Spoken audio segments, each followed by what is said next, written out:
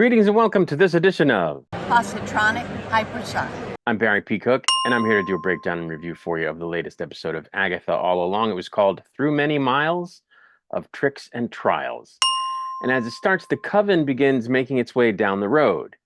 They don't really know what to expect, but Agatha tells them that they're going to be facing the trials, one trial for every skill among them, and the ladies are concerned about how they're going to pass any trials, with some of them not having powers. And the teen suggests that they're just going to have to use more practical magic versus magic powers.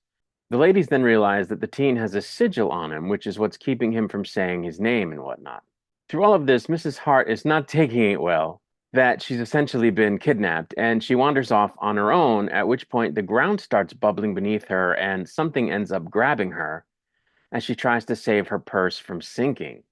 After she's saved, but still cranky, the trials seem to begin as a lone house in a sort of oasis appears out of nowhere.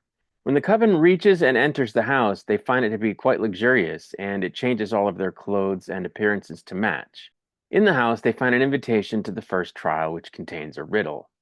Jennifer gets the teen aside to warn him to watch his back with Agatha, and when he says that he knows how people think of her and that they have bad feelings for her, she reveals that Agatha had traded her child for the Book of the Damned.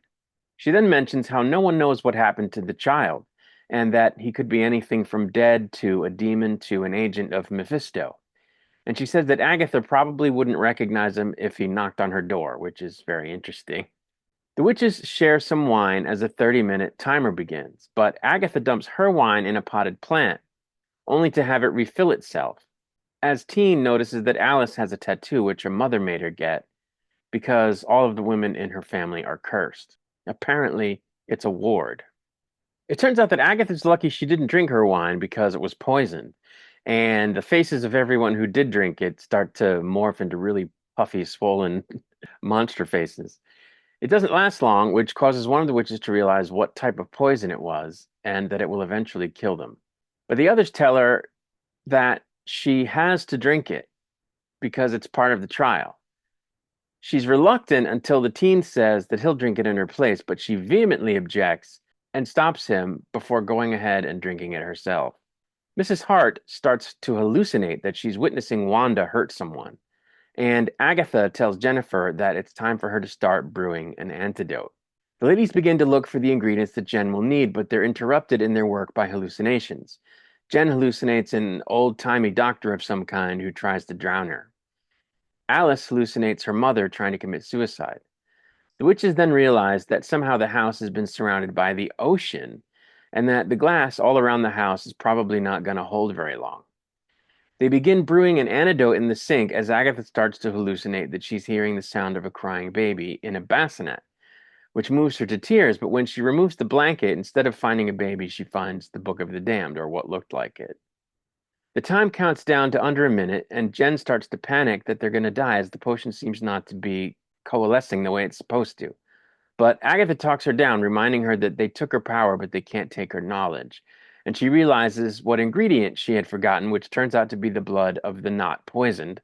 So they slice open Teen's hand, and the potion starts to activate, at which point they drink it. After they all drink some and then remember to pour some down Mrs. Hart's throat since she had passed out after her hallucination, the timer runs out and the oven door spontaneously opens before the window in the kitchen breaks and the seawater starts to come in. So they all climb in the oven and find themselves sliding down a muddy slide back onto the road in their previous clothes.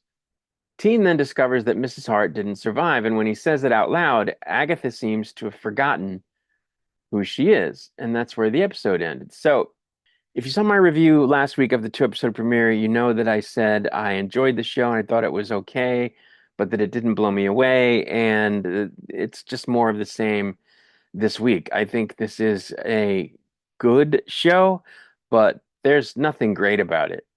It so far seems to be staying within the lines, as it were. It's not, doing anything innovative, and that's a little disappointing because I thought that WandaVision, for example, did in a big way, even though some of it was derivative. But I think it, managed to be a little bit outside the box at least. And I really enjoyed that show a lot.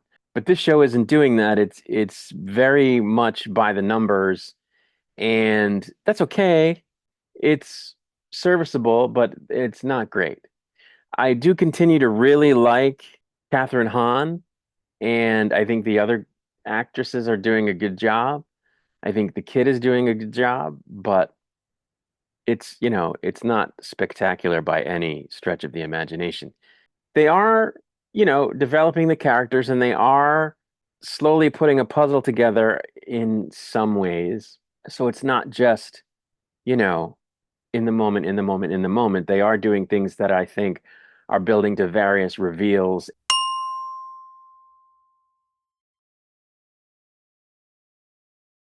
and changes for the characters, which, are going to probably be redemptive in nature.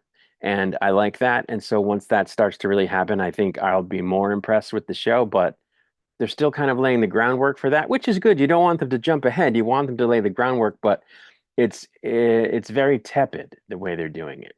I can see glimmers of what they're, going to be doing, at least what it seems they're going to be doing. And that's good too, but it's just stuff that's peppered in to the main beats of the story, episode to episode, and all of that stuff is very sort of plain. There's nothing remarkable about it. So it's disappointing, but I am enjoying the show. I don't think there's anything wrong with it. I don't think there's anything about it that you could point to and say, oh, that's just not good. That's bad.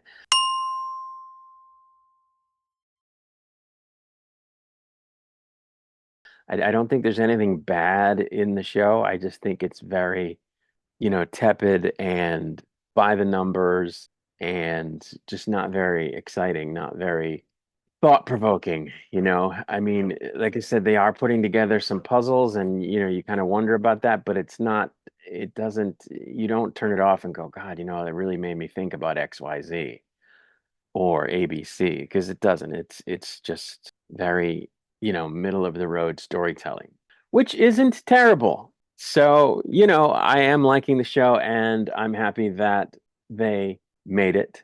And I'm looking forward to the remaining 6 episodes. I do enjoy it.